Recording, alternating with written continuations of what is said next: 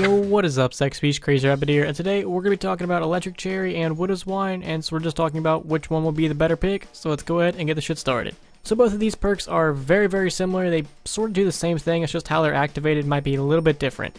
So Electric Cherry is going to cost you 2,000 points, and every time you reload, a shockwave is going to come around you and electrocute and basically paralyze any nearby zombies.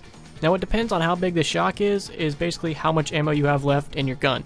The lower the ammo you have, the bigger the shock's going to be. So if you shoot one bullet and then you try to reload, shockwave isn't really going to be that effective. But if you have no ammo in your gun and then you reload, that's when the shockwave is going to be at full effect. So if you have something like the Blundergat, which only has one shot and then you have to reload, it's always going to be at its maximum effect. So if you have a gun that only has one shot and then you have to reload, when you reload and that shot comes out, it's always going to be at full effect. So the good thing about this is it's always going to happen when you reload. Unless you try to cut your reloading off midway and then try to reload again, then it won't work. You kind of have to basically wait until those numbers on your actual gun switch. So say you have 0 ammo and then you try to reload, you have to actually wait for that 0 to turn into 30 or however much ammo that gun actually carries. You have to sort of wait for that number. If you try to cancel the reload and then try to reload again, the electric shock just isn't going to work. So you can't cancel your reload halfway and expect the shock to come out. You have to actually fully reload the weapon. Like I stated previously, you kind of always have it. It's never going to run out, you're never going to have to replenish it, sort of like you would with Widow's Wine.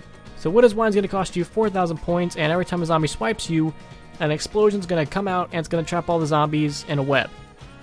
And these zombies are going to be stuck in that web for like 20 seconds, so basically they're just not going to be able to move for that time period, and they're also going to be taking damage. It's not going to be anything incredibly powerful, but I mean, if you have a weakened zombie already, it might actually be able to kill that zombie. And you also get 4 grenades, and you can either throw these grenades, which I really wouldn't recommend, or you can keep them, and every time a zombie hits you and that explosion comes around and the zombies are trapped in that web, you're going to lose 1 grenade. So basically you get 4 hits and then it's done. And if a zombie hits you and then immediately double swipes you, it's not going to go boom boom. You actually have sort of a little bit of time to actually wait for a zombie to hit you again. So it's not immediately just going to be boom boom boom boom if you somehow get double hit and then double hit again immediately after that. So it's not immediately just going to waste all your grenades. There's actually a little... It's kind of balanced, that's the word I'm looking for. It's balanced, that way you just don't lose them all immediately. And you can also knife zombies, and if you knife a zombie, that zombie is going to be slowed down, he's going to be stuck in the web, and he's going to be paralyzed for that time, and he's also going to be taking some damage. So this will be a good way if you just have a couple zombies left and you want to keep them somewhere, or you just want to make a zombie slow and laugh at them. Whatever you're into, man, I'm not going to judge. But like I stated previously, you only have 4 grenades, and these grenades can actually run out pretty quick, and then once they're gone, you might not realize they're gone, and you might be just wishing for that Widow's Wine perk to actually activate. But I also said this perk is balanced, so there are more ways to get grenades. You can get them from max ammos and other means of getting ammo.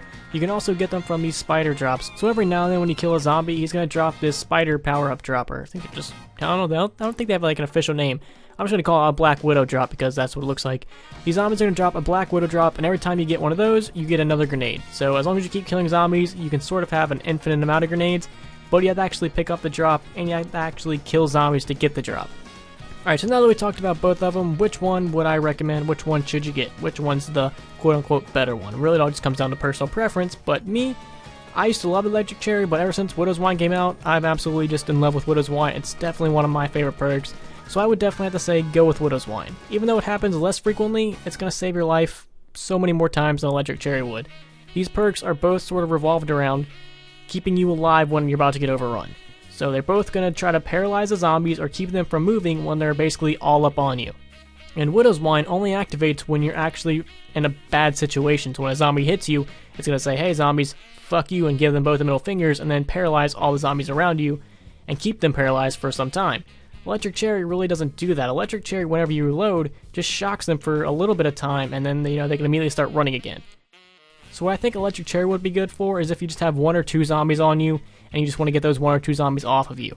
Widow's Wine, on the other hand, is actually good for getting a whole bunch of zombies on you. Widow's Wine, I would say, is the lifesaver. Electric Cherry, I would sort of just say, is more of the nuisance saver. If there's that 1 or 2 zombie that you just want to say, hey, get off of me, you'd probably want to have Electric Cherry. Widow's Wine might save you in the long run, because if you're about to get cornered, your first instinct might not be, hey, reload so I can get this Electric Cherry.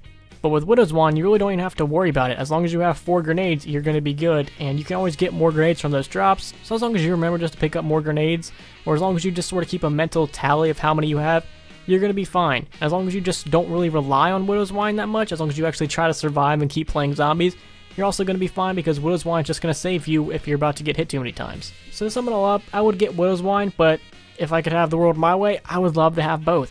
If I could have both of these perks, that would be absolutely amazing. I would love to have both of these perks at the same time. Like, you would almost be invincible. Having both of these perks would probably be like having a knockoff version of Jug. You would almost be invincible.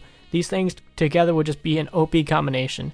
So I'm very curious to know, which perk do you guys like better, Electric Cherry or Widow's Wine?